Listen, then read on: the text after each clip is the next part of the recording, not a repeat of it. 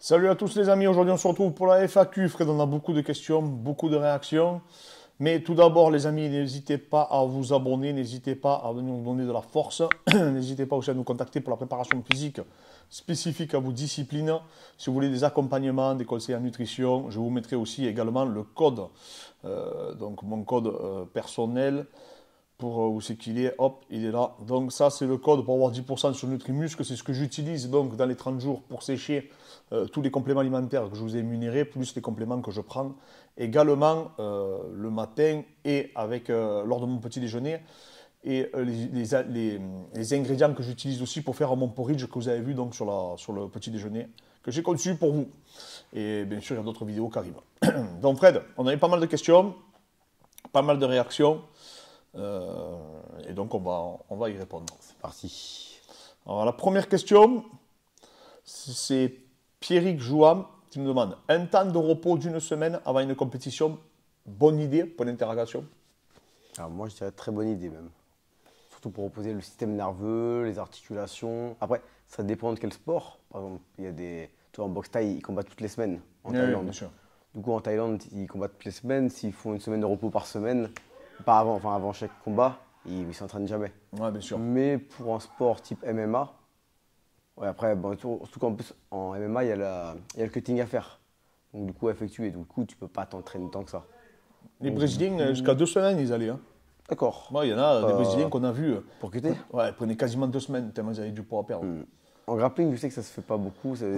Moi, j'avais vu Miao se rentraîner le lendemain de sa Ouais, compète. mais eux, c'est des dingues. Mais eux, c'est vraiment à part. Mais sinon, dans toutes les après, au foot, ils peuvent pas. Au foot, ils ont un match par Ouais, bien sûr. semaine. Mais dans des disciplines type boxe et MMA où tu n'as pas beaucoup d'échéances, tu as quand même allez, grand maximum 4 échéances par an. On va dire allez, 5, une grande année. Bah, franchement, oui, t'es même obligé d'en faire. Par expérience, moi je dirais qu'il vaut mieux être trop reposé que pas assez. Oui. Ça c'est clair et net. Parce qu'il y a des gens qui continuent à s'entraîner comme des tarés jusqu'au jeudi alors qu'on mate le samedi. Et ça c'est bon, risque surtout pour se péter. Et quand tu vois le nombre de mecs qui se sont pétés la dernière semaine quand même de préparation, c'est quand même incroyable, tu vois. Ouais. Donc voilà, donc moi je dirais, et par rapport aux incidences que ça va avoir au niveau physiologique, etc., Oui, je ne conseille pas de... En plus, c'est pas là où tu vas apprendre une nouvelle technique, tu vas Vaut mieux arriver trop reposé hein, exactement. que pas assez. La seconde question, c'est BLCK Stigmi. Bonjour Clément.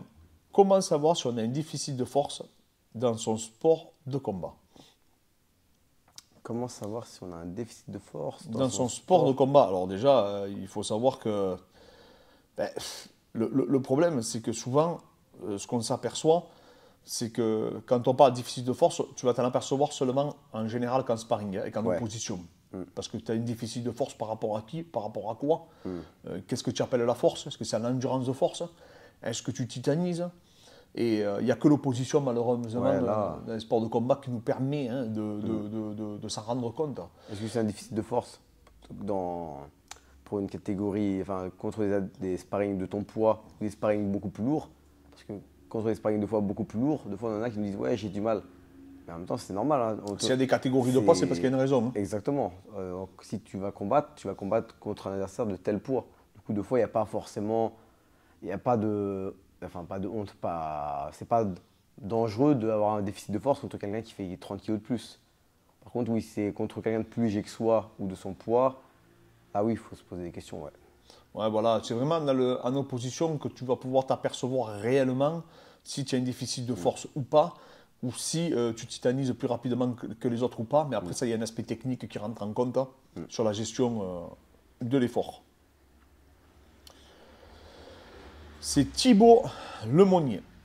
Est-il vraiment, alors ça c'est une question qui va te plaire, est-il vraiment extrêmement contre-productif lors d'une sèche de s'accorder un petit repas plaisir? Alors ouais, attends, est-ce que c'est contre-productif? Ouais, est-ce que c'est contre-productif un repas plaisir par semaine? Moi, je trouve que oui. Voilà. Avant, j'aurais dit non, tu vois. Il y a des années, je t'aurais dit mais non, ça relance le métabolisme et tout.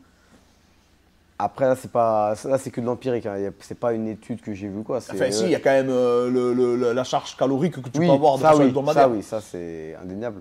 Mais après, moi, d'expérience, moi je trouve que oui, c'est contre-productif. Mais toi, tu m'as toujours dit, hein, ces dernières années en tout cas, tu m'as toujours dit, ne fais pas de repas plaisir, ne fais pas de cheat meal, Ouais. parce que on a souvent le sentiment qu'on est récompensé. Hein. Ouais, c'est vrai. Moi, je sais que tous les craps que j'ai franchis, c'est quand je faisais plus de cheat meal. Ouais, mais toi, tu l'as vu à la compétition, si tu as atteint un tel niveau de sèche, tu n'auras pas pu l'atteindre avec des cheat meals. Enfin, c'est, Ouais, normalement, non. c'est franchement. Donc, du coup, moi je trouve que c'est contre-productif. C'est contre-productif, ça dépend après le niveau que tu veux atteindre, ça dépend de plusieurs facteurs. Hein. Mais je parle pour un niveau de sèche élevé, c'est. Après, le moindre. En fait, plus tu atteins le faible pourcentage, plus la moindre erreur, tu la payes. Il va te coûter, il faut savoir Donc, la sèche du coup, que tu oui, fais. si tu veux être avec un taux de masse graisseuse à 20%, c'est pas un repas plaisir qui va. Oui, Il va pas être trop perceptible. Mais le problème des repas plaisir, tu vois, c'est ce qu'on disait avec la ribinette, c'est que les gens, ils font pas qu'un repas. C'est-à-dire qu'après, ils prennent les desserts, ils prennent les machins et tout. Et au final, tu te fais un plus 4000 calories. Et donc, sur la semaine, pratiquement. Et en plus, un repas plaisir, ça veut tout et rien dire. Entre un repas qui fait plaisir de 2-3 petits sushis pour l'un, et comme tu dis, le repas dessert, soda et tout, pizza, etc. t'es à 2000 calories d'écart, j'exagère. Du coup, c'est Non, le même repas plaisir et il veut tout et rien dire. Pour franchir un cap, selon nous, le repas plaisir est à bannir jusqu'à que tu aies atteint ton objectif. Ouais. Après, c'est sûr que moralement, ça te permet Oui. d'avoir cet élan. Oui, après, si ça et permet d'engouement. d'éviter une crise de boulimie, Ben, vaut mieux le faire. ouais. Hein. Ça, c'est clair. Question.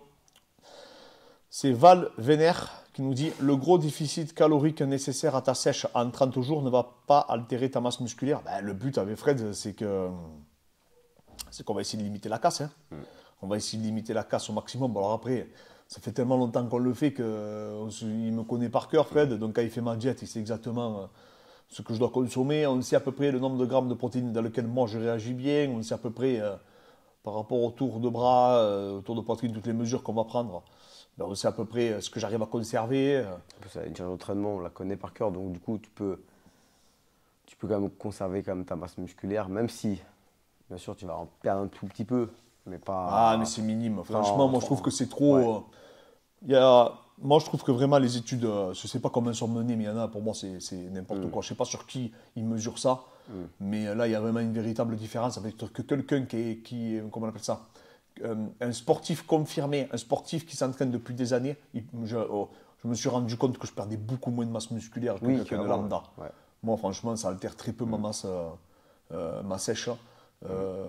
C'est Thibaudot qui disait que si franchement tu consommes assez de protéines, Et surtout, on en lui plus, dit c'est que une tu n'en perds quasiment pas. 30 jours, c'est une sèche courte. Ouais, c'est Et une mini cut. c'est pas une sèche sur 3-4 mois comme tu avais fait pour la Ah ouais, compétition. bien sûr, donc, bien du sûr. coup, c'est pas, ça va pas impacter tant que ça. Après oui, ça va altérer, mais ça va surtout altérer ma force, plutôt altérer, voilà, c'est plus ça qui me fait peur. Et le plutôt risque de blessure, plus. Ouais, le risque de blessure, le moral et tout. C'est plus ça qui me fait un peu plus peur. Alors, Badak 95. Grosse force à vous l'équipe, merci beaucoup Badak. L'avenir du MMA français pour toi, donc pour nous, merci. Un Pour combattant toi, ouais, je pense que c'est ce que ça veut dire. Combattant. Bah, moi, j'aurais dit Fabien Caridata. Ouais. Ouais. Même s'il a perdu au Bellator, je le confirme encore, je le redis. Je pense que c'est lui. Et bah, Saladin après. Saladin, c'est lui. Celui qui dit pas son nom à cette question-là, c'est vraiment qu'il a un problème personnel avec lui, tu vois. Mais, Et là, il n'en manque pas un pour toi là. Attends, mais. Quand même, Fred. Comme Mais ça. là, ça va peser là. Vas-y, dis-moi. Attends, comme ça. Je vois pas. Le monstre, là. Il fait les vagues. Ah, le ski. Oui. Ouais, mais pour moi, les skis. Ouais, j'allais dire. Ah, parce que toi, tu veux dire qu'il est déjà confirmé. Ouais, mais Saladin, confirmé. c'est pareil. Oui, Saladin aussi, tu vas me dire, ouais. Ouais, c'est vrai. Oui, mais je vois ce que tu veux dire. Ouais, parce que tu vois, Fabien Carry, il n'a pas de ceinture européenne, Oui, ceinture, ouais. C'est vrai que oui, Saladin, il est déjà confirmé aussi. C'est vrai que pour moi, le S-Ging, c'est plus un prospect pour moi. Ouais, non, mais Tu vois ce que je veux dire c'est vrai. Il y a beaucoup de gens qui disent comme toi. Il y a beaucoup de gens qui disent pour qu'ils moi, ne le considèrent pas comme un c'est prospect. champion du Brave, et champion du Ares, enfin, c'est même plus. Ouais, oui, il a gagné le Pour SHC, moi, dans ma a tête, gagné, il est à l'UFC carrément. L'European Beatdown, Ouais. il a gagné, je crois, toutes les ceintures possibles. Le SHC, enfin. Ouais, il a tout gagné. Donc, Mais bon, toi, tu l'as qui, ouais. mais les deux que je vois, ouais, Saladin et Abdul. Hein. Ouais. Vraiment, que je pense que je me trompe pas. Après- Saladin et Abdul, c'est des mecs que je vois aller au bout du truc, quoi. Oui, C'est ouais. des mecs que je Au vois aller dans moins le top 10 dans et le top 10, ouais. être compétitif. Tu vois Ouais. Après, le reste, c'est un peu tôt pour se prononcer. Je ne vais pas m'emballer. Là, eux, Saladin et Abdul, pour moi, Oui. c'est l'avenir Ouais, du MMA et français. c'est pas du chauvinisme de le dire, parce que eux, ils ont prouvé, ils ont. Saladin, il a quoi, 24-25 ans? Ouais, je crois 25, je crois. Et Abdul a 26 ans. Donc, ils sont super jeunes, hein, ils ne sont pas abîmés. À moins d'accident, hein, parce Ouais, que bien ça peut sûr. toujours arriver. Hein. Mais je pense que ces gars-là. Non, parce que c'est vrai, quand tu dis des noms, c'est que eux qui viennent en tête. Ah ben, eux deux, je suis sûr, je te parle pour l'avenir, je suis sûr qu'ils ont peut-être 6, 7 ans, 8 ans de carrière pleine Et devant encore, eux, quoi, minimum. Et ils sont déjà au top niveau. C'est-à-dire qu'aujourd'hui, tu les mets contre des top 10, Abdul et Ce Saladin, serait pas ridicule. et je peux te dire qu'ils vont leur donner du fil à retordre. Tu vois, même aujourd'hui, ils sont déjà prêts pour le très haut niveau. Après, je veux dire, un accident n'est pas. Oui, bien sûr, il peut prendre demain Saladin, il peut perdre pour son titre pour le KSW, et Abdul peut perdre contre Karl, par exemple, ou n'importe qui, on n'est jamais à l'abri d'un mauvais coup. ouais. Mais je pense que normalement, sur la continuité, Sur le long terme. sur le long terme, je pense qu'Abdul et Saladin, c'est nos deux plus Deux grosses plus grosses pépites prospects, en France que nous avons actuellement. Hein. Bien sûr, je ne mets pas Cyril. Hein. Non, mais c'est Romain, pareil, tu vois. Cyril, et même, tu vois, même Taylor, enfin, ils ont Oui, déjà. au Taylor est déjà Ferro, c'est un voilà. UFC. Non, mais j'en parle pas de Nassourdine et tout. Là, je parle des gens qui sont hors UFC. Hors UFC, ouais. Voilà les deux personnes que je vois. Après, il y en a beaucoup, hein, il y en a tellement qui sont forts, des jeunes Ouais, qui arrivent. plein. Mais Après, en en tout plus, cas, il y en a plein qu'on connaît même pas. Hein. C'est qui ouais. sont. Mais ces deux-là, je les vois vraiment aller au bout du truc, quoi. Autre question. Nzanda, voilà, X. Ouais. Pinbet, qui fait le yo-yo avec son poids, c'est pas dangereux pour sa carrière et sa santé? Ouais, ils le font pratiquement tous. Hein. C'est juste que lui, il Ah, bah lui, l'affiche. après, il le fait de façon extrême, quand même. Ouais, après, il l'affiche beaucoup. Après, il le fera pas. Il lui reste pas non plus 20 000 combats. Ouais, franchement, de toute façon, Pinbet, pour ce qu'il va faire, je pense, à Ouais, l'UFC, ça n'aura pas d'importance. Pas pour être méchant avec lui, mais Pinbet, ça mène à Non, rien. oui. Moi, je pense que sa carrière mène à rien. Donc, Après, il a raison de faire le show. oui, non, mais bon, voilà, Pinbet, c'est pas. Ouais, ce sera pas Conor, faut pas se leurrer. Ouais, voilà. Il galère avec des mecs, Conor, quand il est arrivé, il tue tout le monde. Non, non, moi, je vous dis, ce gars-là ne fera rien à l'UFC. Mais après, moi, je dis toujours que, par exemple, c'est lui, il a raison de faire le show parce que je pense qu'au fond de lui, Il sait. il sait qu'il ne Oui, sera pas il sait, champion, il il sait. sait, c'est à ce niveau-là. Ils savent tous. Ils savent tous, ils ont combattu contre des gars, ils ont fait des sparring, ils se connaissent tous, ils savent leur potentiel. Bien sûr. C'est comme le maître, il savait qu'il n'avait pas battu Usain Bolt, tu vois. Enfin, Mais, c'est bien comme sûr, ça. bien sûr. C'est comme ça. Tu t'en rends compte. Tu t'en rends compte. Et donc, du coup, je pense qu'il sait qu'il va pas. Donc, du coup, il va faire le show pour Ah ouais, il va mais- prendre le maximum d'argent. Hein. Il est spectaculaire, il buzz à mort, il va prendre des sous. Je pense que les sponsors, ils font la queue leu parce qu'il a une super visibilité, il a un Ouais. super engouement autour de Il peut lui. te remplir l'O2 Arena comme Bien ça, il peut te remplir n'importe quelle salle en Angleterre. Donc, du coup, moi, je trouve qu'il a raison de faire le buzz. Et ça, après, au niveau de la santé, bah, s'il le faisait pendant des années, mais là, il lui reste peut-être 4-5 combats à faire, franchement. Hein. Ah, bah après, peut-être qu'il durera, lui, hein, s'il fait du buzz. Ah, il prend beaucoup de coups quand même. Ouais, après, remarque, en plus, il prend des coups. Non, mais après, Imlet, c'est dangereux. Bon, pour répondre, oui, c'est dangereux pour sa carrière, oui, c'est dangereux pour sa santé. Mais non, je pense qu'il s'en fout. Je pense que c'est un mec qui a compris qu'il ne serait pas champion de l'UFC. Il peut raconter ce qu'il veut. Ouais. On le sait. Oui. Au moment, il ne faut pas se leurrer. Et qu'à partir du moment où tu t'en rends compte, hein, eh ben après, il se fait plaisir, il a raison. Il s'entraîne tous les jours. Il mange ce qu'il veut. On le voit, il boit des bières, il est cool. Il vit sa vie, quoi. Ouais, et voilà. après, ben, il va se battre. Il est toujours spectaculaire. Et Il après, prend son voilà. chèque. Il prend son chèque et il est content. Non, non, mais voilà, après, bien sûr que c'est pas. Il ne faut pas se leurrer, hein. Il le payera un jour ou l'autre. Oui. Mais est-ce que nous, on le verra qu'il paye s'il paye? Au final, on ne sait même pas. Tu vois, parce que peut-être qu'il arrêtera avant. Mais c'est sûr que c'est pas. C'est pas recommandé, c'est pas c'est pas l'idéal. recommandé. Hein. Mais au moins, il se fait plaisir. Et comme tu dis, Voilà, et il vit sa vie, et il buzz. Hein. Voilà, c'est Pimlet. Mais tu vois, tu disais qu'il faut être spectaculaire. Mais tu vois, je pense que Fares, ce que tu disais, je pense qu'il aurait dû être un peu plus spectaculaire, peut-être. ouais, je pense, ouais. Quand tu sais que tu as de fortes chances de te faire cutter, tu sais, bah un peu comme. Enfin, Covington, il avait pris le micro, il avait gueulé parce qu'il pensait qu'il allait se faire cutter. Bah, je pense que Fares, il aurait dû tenter des coups de T'as vu genoux qu'il- sautés. C'est quitte à. Tu te dis, allez, je vais me faire virer. Allez, tente. Allez, tu tentes. C'est. Enfin, Avec Alexis, là, t'as pas vu les sorties des classements? ouais, parce Mais, qu'en fait. mais il a dit qu'il était encore à l'UFC. Hein. D'accord. Lui, il a démenti. Mais D'accord. on ne sait pas. Non, parce qu'ils l'ont sorti des classements parce qu'il est pour l'inactivité, en fait. Ouais, pour 12 mois. Mais Ouais. personne ne veut l'affronter, il dit. Ah, je crois que justement, ils lui ont proposé des combats il dit qu'il a refusé, je crois, ce qu'on m'a dit. Ah, je sais pas, lui, il a dit que les combattants. Bah oui, mais apparemment, on lui propose. Mettons, je crois, il est 9e, non? Ouais. Bon, on lui propose des 16 ou 17e. D'accord. Ah ouais. Tu sais, parce qu'il répond aux gens. Ouais, Il ouais. dit oui, mais on me propose des 16, 17e. Mon gars, moi, j'ai envie de taper maintenant des mecs forts, quoi. Oui, ouais. Surtout qu'après, il a pris Diego Ferreira. Ouais, il a en roulé sur dernier. Diego Ferreira, lui, il voulait Gamrot ou un mec comme ça, tu vois, pour continuer son run. Ouais. Mais personne ne veut entendre parler de lui. Après, c'est un T'as vu vrai comme, t'as vu match-up, comme il est hein. compliqué. Ouais, c'est dur. C'est le meilleur lutteur de la KT. En plus, si tu le bats, on dit que tu as battu Gillespie. Enfin, Ouais, c'est le meilleur lutteur de la KT et Non, personne ne doit affronter ce gars-là, c'est un poison. Mais un peu comme Islam, où c'est pas. Ah, bien sûr. T'as une grande chance de défaite. Ouais, mais Islam, il a un nom. Oui, alors que Islam, Gillespie, il a pas de aujourd'hui, il a un nom. nom. Ouais. Gillespie, il est plus fort qu'Islam pour moi, sauf qu'il a un nom encore moins connu. Ah, Tu vois c'est compliqué. Ouais, Quand tu vois comme il a roulé sur Ferreira, il a tué. c'est là ça fait flipper. Hein. Ouais, ouais. C'est ça. Et Ferreira, c'est pas Thiago Moïse. Hein. Ah, c'est un Ça te monstre, montre le niveau qu'il a, Ferreira, c'est un Gillespie. monstre. Mais bon, voilà, le mec, il est là et personne ne veut l'affronter. Mais moi, je pense que voilà, ce mec-là, sa carrière, ils vont la tuer en faisant comme ils font. Petite parenthèse sur Grégor. Yanis, BLASHS, pardon.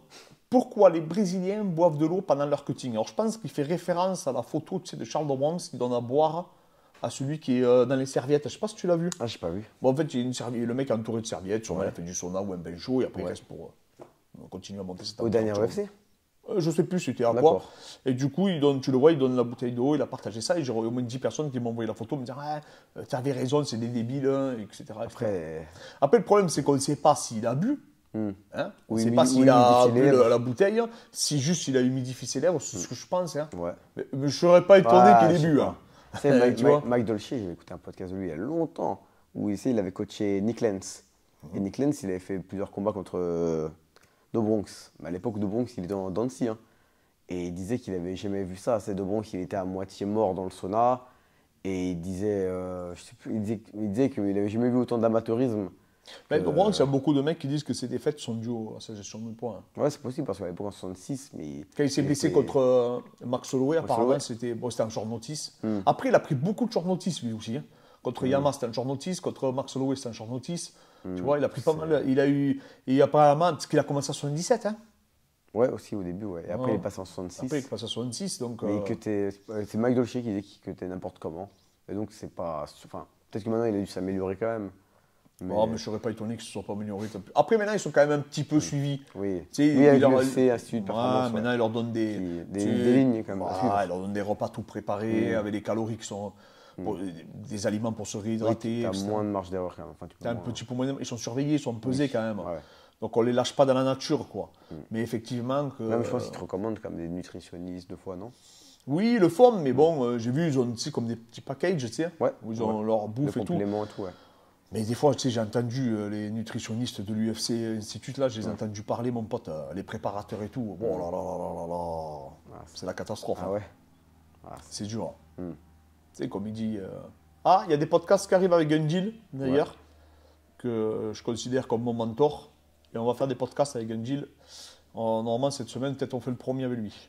Ah, top ça. Et lui, vous allez voir, il ne va pas être tendre avec les Américains. Parce qu'ils ont copouillé beaucoup de leur Ah, c'est vrai que travail. même, je te rappelle qu'il m'avait dit qu'il était. Ah, Tu sais qu'il a vu beaucoup de. Bon, beaucoup de mais conneries moi, là-bas et tout, moi, ouais. ils n'ont pas besoin de me le dire, je les ai vus. Hein. Ouais, tu m'avais dit, ouais. Et quand on est allé à New York, on les a vus, les mecs. Hein. Oui, il n'y a pas. Bah, pour un Américain qui est exceptionnel, tu en as 90 qui sont vraiment pas terribles, quoi, malheureusement. Et puis, je trouve, on a ce côté.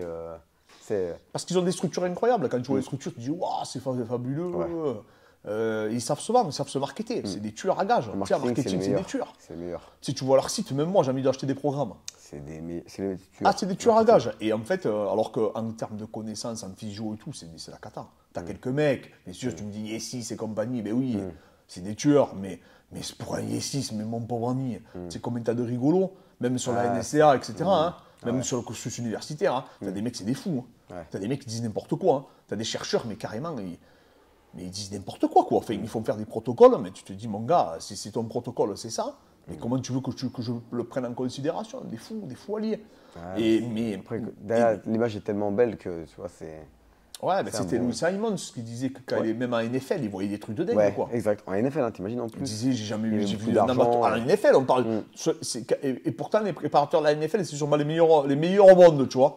Ça fait peur quand même. Ah ouais. Quand tu entends qu'un des meilleurs préparateurs dit que quand il est allé dans les clubs de NFL, il a vu un amateurisme.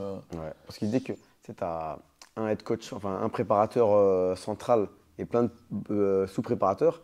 Il disait que des fois, les sous-préparateurs ils étaient bien meilleurs que Bien sûr. le préparateur central. Mais comme ils ne voulaient pas perdre leur poste, ils ne voulaient pas froisser le. Ils n'osaient pas lui dire que c'était nul ce qu'il faisait. Et comme lui, bah, il était avec l'équipe, je dis n'importe quoi, des Browns de Cleveland depuis genre 30 ans, on ne pouvait pas le contredire. Donc du coup, il faisait ce que le préparateur central disait. Tu vois. Ben, Et en du fait, coup, il voyait des trucs de fou. oui, mais c'est pour ça, moi, quand on me dit c'est le préparateur d'un tel, c'est le coach d'un tel, moi, il y a bien des trucs qui aujourd'hui ne m'impressionnent Oui, pas. ouais. Si tu peux me dire que tu as coaché qui tu veux. Tu peux me dire que tu as coaché Roy Jones Jr. Mais alors, écoute-moi, j'étais à l'INSEP, je badais les mecs. C'est-à-dire que j'étais là, je prenais ma copie, je badais les gens. J'étais là, oh, c'est extraordinaire ce qu'ils racontent et tout. Et dans les mardis tu avais les mardis du master et après tu avais les conférences de l'INSEP, les entretiens de l'INSEP. Ouais. Et il y a un jour, un prof, il vient me voir, il me dit, oh, Clément, arrête de les bader parce que tu les as jamais vus sur le terrain. Les mecs, c'est des journalistes sportifs. Hein. Ils te font des présentations, tu te dis, wow, c'est extraordinaire. Et en fait, derrière, il n'y avait rien, c'était vide, des coquilles vides. C'est de la politique. Ouais. Il y a des tueurs, mais il y a des mecs, ils y arrivent à s'incruster, c'est les copains des copains, et ils y arrivent. Et ça, les gens qui vont nous écouter, qui sont dans les fédérations sportives, même dans les comités régionaux et tout, ils vont te le dire. Que ce soit en judo, en volley, en tennis. Tu as des mecs, ils vont être entraîneurs, je sais pas moi, de l'équipe d'Île-de-France, mais c'est pas des grands entraîneurs, c'est des mecs nuls. C'est des mecs parce qu'ils connaissent le président de la Fédé, parce qu'ils connaissent le Des DTN. copinages, ouais. Et même, des fois, tu es au bon endroit, au bon moment. Ouais. Par contre, là où souvent où tu vas avoir un bon préparateur, c'est quand les gens qui sont par exemple pas de sa ville ou qui sont loin, qui vont le solliciter. Tu vois, Oui, comme là, Danauer par exemple. Oui. Que les gens vont solliciter Danauer. Ouais. Ou vont solliciter l'expertise comment il s'appelle l'entraîneur Pacquiao. Frédéric Roch. Freddy Roche, tu vois, sa vision de la boxe. Ouais. Voilà, ça c'est des mecs, tu vas voir leur expertise. Ou Kamaru qui a fait le trajet pour aller voir Trevor Whitman. Voilà, ça c'est des mecs, tu vas voir chercher leur expertise. Ouais. Ça oui, ça Oui, c'est pas un m'impressionne. mec qui a été placé par une fédération. Par... Même tu débarques dans un club, tu finis dans le club. Pour moi, ça veut. Je te dis, à l'American Top Team, j'ai vu des mecs entraîner un gars qui allait combattre contre Fedor, contre Roger. Il ne savait même pas tenir la patte. Ouais, Les pattes, il ne savait pas le tenir. Il n'avait jamais fait de leçon de sa vie, le mec. Et le mec, il peut dire qu'il a entraîné le combat pour Fedor, hein, Ah ouais. pour la ceinture du Strike Force. Hein. Il peut dire ça à tout le monde, hein, c'est la vérité, j'y étais, moi. Mais le mec, il ne s'est pas entraîné. Alors, par contre, s'il y a un mec, c'est vrai que si le mec, il prend l'avion, il vient chez toi, comme faisait Georges Saint-Pierre, Ouais. là, oui. Là, c'est que. Là, je te dis que c'est là que tu es un mec solide, tu vois. Maintenant, tu passes, tu vois, je sais pas moi, un tel, tu le vois, tu tiens la leçon ou machin, ça veut rien dire ça.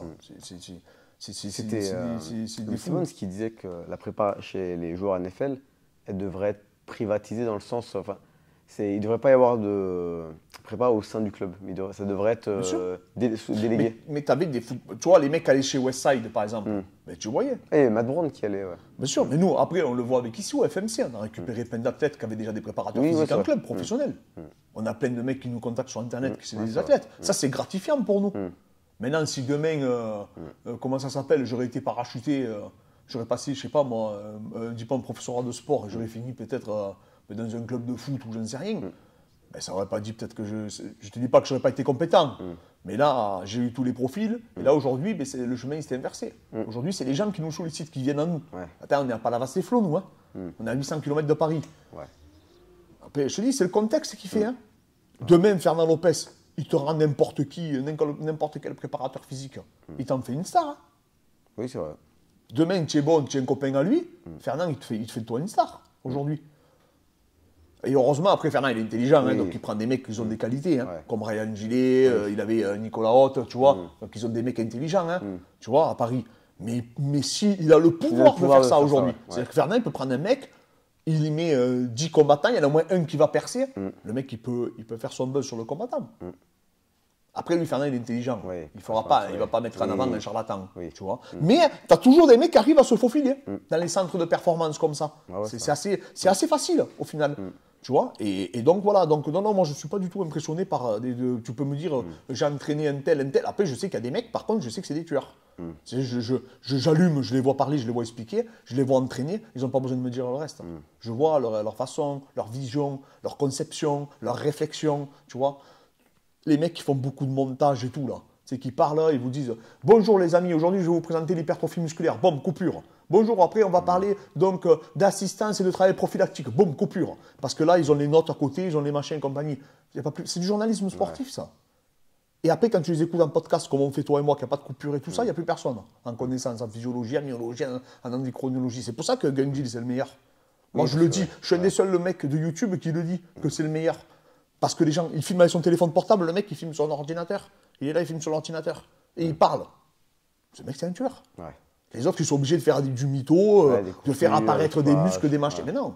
Parce que pourquoi ils sont dans cet élément-là? Mais parce qu'aujourd'hui, malheureusement, ils ne sont pas capables de l'expliquer de vive voix. Un mec qui... Après, tu peux te tromper. Je pense que c'est pas aussi pour rendre le contenu plus Tu peux le rendre dynamique. dynamique, ouais. Mais dynamique à la Essan. Pour Oui, motiver ouais. les gens. Ouais. Tu vois, Essan, il motive. Ouais, c'est ça, un mec qui va... C'est un manager, lui. Tu vois, moi, je le considère comme un manager.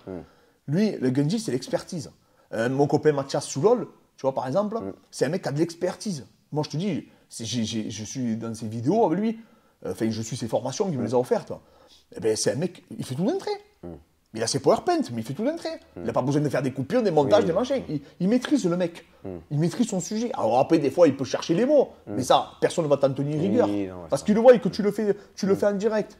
Et après, oui, t'en as qui vont, mais tu sais, la différence, vous allez la voir dans les podcasts, les amis.